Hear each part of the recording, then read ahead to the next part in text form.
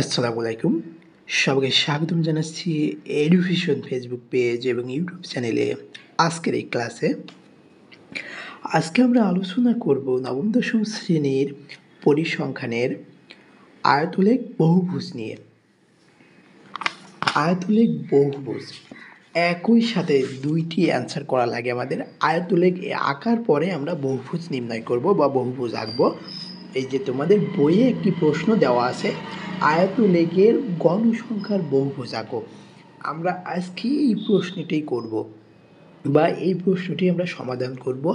আয়তলেখের গণসংখ্যার বহুভুজ আঁকতে আমাদের কোন কোন বিষয় মনে রাখতে হবে এবং কোন কোন বিষয় আমাদের মনে রাখলে আয়তলেখের বহুভুজ গণসংখ্যার বহুভুজ আঁকতে আমাদের খুব সহজ হবে। তো আমরা সেই বিষয়গুলো ডিটেলসে আজকে জানার চেষ্টা করব এবং আয়তলেখের গণসংখ্যার বহুভুজ আঁকবো, কীভাবে আঁকতে হয় ওটাও আমরা দেখব। তো চলো শুরু করা যাক।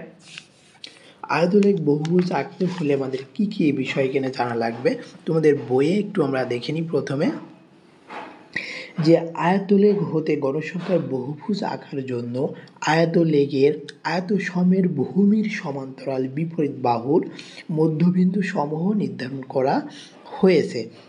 এই যে মধ্যবিন্দু সমূহ দেখো, এখানে প্রত্যেকটির দেখো মধ্যবিন্দু নির্ণয় করেছে।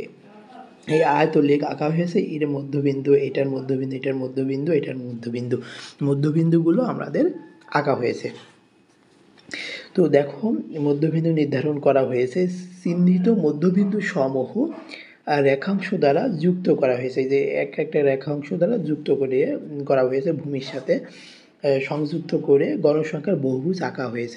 গণসংখ্যার বহুভুজ সুন্দর দেখানোর জন্য প্রথম ও শেষ আয়তের মধ্যবিন্দু সংযোজক রেখাংশের প্রান্ত বিন্দু দ্বয় শ্রেণী ব্যবধানের নির্দেশক এক্স অক্ষের সাথে সংযুক্ত করা হয়েছে। এই বিন্দু এই যে এই এক্স অক্ষের সাথে সংযুক্ত করা হয়েছে এবং সেই বিন্দু এই যে এই বিন্দুর সাথে সংযুক্ত করা হয়েছে। এখানে একটু ভুল আছে, হয়তো এই জায়গায় হবে, ঠিক আছে, এটা একটু বাড়িয়ে দিয়েছে বইয়ে। তো গণসংখ্যার বহুভুজ আরেকবার একটু দেখি আমরা। পার্ট 2-এ গণসংখ্যার বহুভুজ দেখাইছি, তাও সংখ্যাটা আরেকবার দেখিয়ে দিই তোমাদের। গণসংখ্যার বহুভুজ কোনো অবিচ্ছিন্ন উপাত্তে শ্রেণী ব্যবধানের বিপরীতে গণসংখ্যার নির্দেশক বিন্দু সমূহকে পর্যায়ক্রমে রেখাংশ দ্বারা যুক্ত করে যে লেখচিত্র পাওয়া যায় তাই হলো গণসংখ্যার বহুভুজ। কোনো অবিচ্ছিন্ন উপাত্তের শ্রেণী ব্যবধানের বিপরীতে গণসংখ্যা নির্দেশক বিন্দু সমূহকে পর্যায়ক্রমে রেখাংশ দ্বারা যুক্ত করে যে লেখচিত্র পাওয়া যায় তা হচ্ছে গণসংখ্যার বহুভুজ। আমরা এখন আঁকবো যে এইটা আয়তলেখের গণসংখ্যার বহুভুজ। তো তোমাদের জন্য আমি একটু নোট করে রাখছি, গণসংখ্যার বহুভুজ আঁকতে হলে গণসংখ্যার বহুভুজ একসাথে যদি আমাদের আঁকতে হয় তাহলে আমাদের কি কি লাগবে। গণসংখ্যার বহুভুজ একসাথে আঁকতে হলে হলো এক্স অক্ষ বরাবর অবিচ্ছিন্ন শ্রেণী নেওয়া হয়। আয়তলেখের বহুভুজ আঁকতে এক্স অক্ষ বরাবর অবিচ্ছিন্ন শ্রেণী নেওয়া হয়। আয়তলেখের গণসংখ্যার বহুভুজ আঁকতে ওয়াই অক্ষ বরাবর গণসংখ্যা নেওয়া হয়।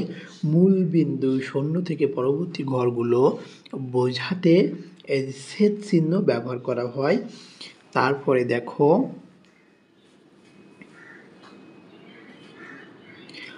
আয়তলেখ হতে গণসংখ্যার বহুভুজ আঁকার জন্য আয়তলেখের আয়তসমূহের ভূমির সমান্তরাল বিপরীত বাহুর মধ্যবিন্দু সমূহ নির্ধারণ করতে হয়।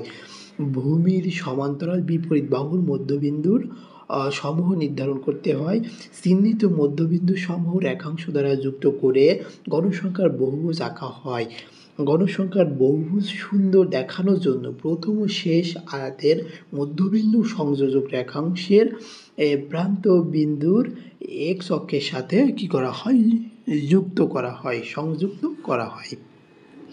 আশা করি খুব সুন্দরভাবে বুঝতে পারছো।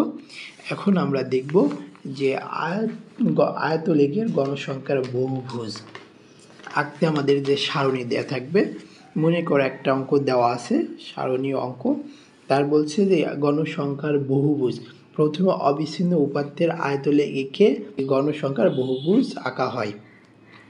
গণসংখ্যার বহুভুজ আয়তলেখ একসাথে হলে প্রথমে কি করতে হবে? গণসংখ্যার বহুভুজ প্রথমে অবিচ্ছিন্ন উপাত্তের আয়তলেখ আঁকবো। পার্ট 4 তোমাদের আমি দেখাইছি যে আয়তলেখ কীভাবে আঁকতে হয়। প্রথমে ওই আয়তলেখটা এঁকে নেব। প্রথমে অবিচ্ছিন্ন উপাত্তের আয়তলেখ এঁকে তার গণসংখ্যার বহুভুজ আঁকবো, তারপরে গণসংখ্যার বহুভুজ আঁকবো।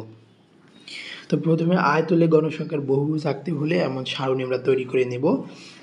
46 থেকে 50, 51 থেকে 55, 56 থেকে 60, 61 থেকে 65, 66 থেকে 70। এদের গণসংখ্যা আছে 5, 10, 20, 15, 10। অবিচ্ছিন্ন শ্রেণী পার্ট 2-এ আমি কীভাবে অবিচ্ছিন্ন শ্রেণী নির্ণয় করতে হয় দেখিয়েছি। পার্ট 4-এও আমি একটু দেখিয়ে দিয়েছি তোমাদের বইয়ের এক্সাম্পল দিয়ে। আশা করি এই অবিচ্ছিন্ন শ্রেণী তোমরা নির্ণয় করতে পারবে। তো এই সারণীটা তোমরা অবশ্যই তৈরি করতে পারবে। তো দেখো এই লেখা এই যে আয়তলেখ আঁকতে হলে আমাদেরকে একটি লিখতে হয়, এক্স অক্ষ বরাবর অবিচ্ছিন্ন শ্রেণী এবং ওয়াই অক্ষ বরাবর গণসংখ্যা নিয়ে আয়তলেখ বহুভুজ নিম্নরূপ।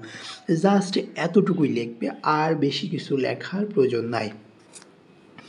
তাহলে আমরা কি এখন আয়তলেখ আঁকবো। আমরা একটা গ্রাফ কাগজ নিয়ে নিলাম। আমরা এখানে গ্রাফ কাগজ নেই, আমি খাতায় গ্রাফ এঁকে নিয়ে তৈরি করে নিয়েছি। তাহলে এখানে ওয়াই অক্ষ বরাবর আমি দাগ দিয়ে নিব। ওয়াই অক্ষ বরাবর আমি কি নিব? ওয়াই অক্ষ এই 0 থেকে যে ভাঁজ শেষ চিহ্ন দিতে হবে মূল ঘর পর্যন্ত বোঝানোর জন্য। তাহলে 5, 10, 15, 20, 25, এই যে 5, 10। তাহলে এখানে আমি এদিকে নিচ্ছি আমি কি হলো ওয়াই অক্ষ বরাবর গণসংখ্যা। তাহলে আমি এখানে লিখে নেব গণসংখ্যা।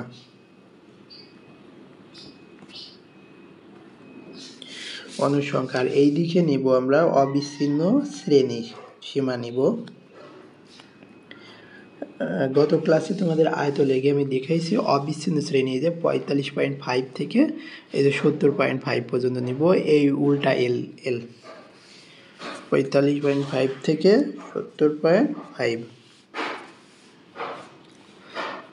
তো দেখো আমি 45.5, 50.5, 55.5, 60.5, 65.5, তারপরে 70.5। এইটিকে আমরা কি নিয়েছি? অবিচ্ছিন্ন শ্রেণী। আমরা এইভাবে একটু দেখিয়ে দিব, অবিচ্ছিন্ন শ্রেণী। তাহলে আমরা এখন আয়তলেখটা আঁকতে পারি, তাই না?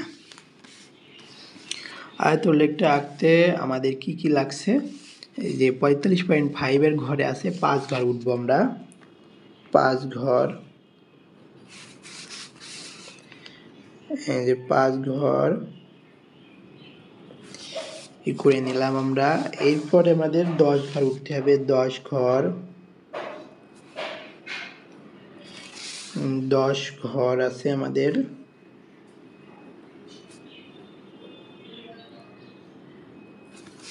এভাবে একটু দাগ দিয়ে নেবে। তারপরে এই যে 55.5 আছে আমাদের 20 ঘর উঠতে হবে। 55.5 এই যে 20 ঘর উঠতে হবে।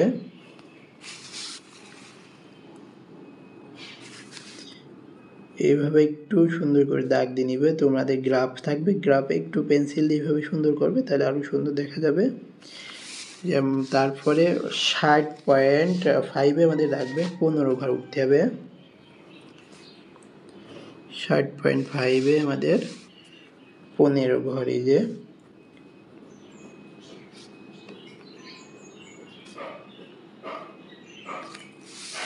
তারপরে 65.5 10 ঘর। 65.5 10 ঘর।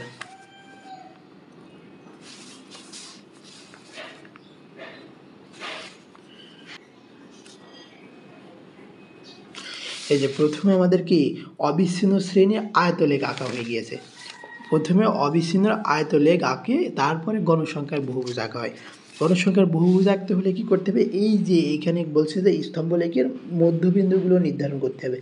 এই যে বিপরীতভাবে যে মধ্যবিন্দুগুলো আমি নির্ধারণ করে নিই, তারপরে মধ্যবিন্দুগুলো কি বলছে, সংযোজন করতে বলছে। মধ্যবিন্দুগুলো সংযোজন করতে হবে। আমি কালো পেন নিই, মধ্যবিন্দুগুলো সংযোজন করতে হবে। এই যে এই বিন্দুতে ভূমির সাথে ঠেকে দিলাম, এই যে মধ্যবিন্দুগুলো আমরা সংযুক্ত করে দিচ্ছি। তাহলে কি আমাদের আয়তলেখ বহুভুজ হয়ে যাবে। এই যে আমরা এই ভূমির সাথে ঠেকিয়ে দিব, তাহলে এটাই হচ্ছে কি আয়তলেখ বহুভুজ, আয়তলেখের বহুভুজ। আশা করি খুব সুন্দরভাবে তোমরা বুঝতে পারছো। প্রথমে আমাদের করতে হবে কি, গণসংখ্যার বহুভুজ প্রথমে অবিচ্ছিন্ন উপাত্তের আয়তলেখ এঁকে নিব, তার গণসংখ্যার বহুভুজ। তারপরে এক্স অক্ষ বরাবর অবিচ্ছিন্ন শ্রেণী এবং ওয়াই অক্ষ বরাবর গণসংখ্যা নিয়ে আয়তলেখ বহুভুজ নিম্নরূপ। আশা করি খুব সুন্দরভাবে এটা বুঝতে পারছো। আর এই যে গ্রাফে এইভাবে আয়তলেখ আগে এঁকে নিব, তারপরে এই যে মধ্যবিন্দুগুলো ই করবো, তারপরে এই বিন্দুগুলো আমরা কি সংযোগ করে দিলে আয়তলেখ বহুভুজ আমরা পেয়ে যাব। এই যে এইটা হলো এক্স অক্ষ, মিস্টেক হয়েছে, এইটা হলো আমি একটু দাগ দিয়ে নিই।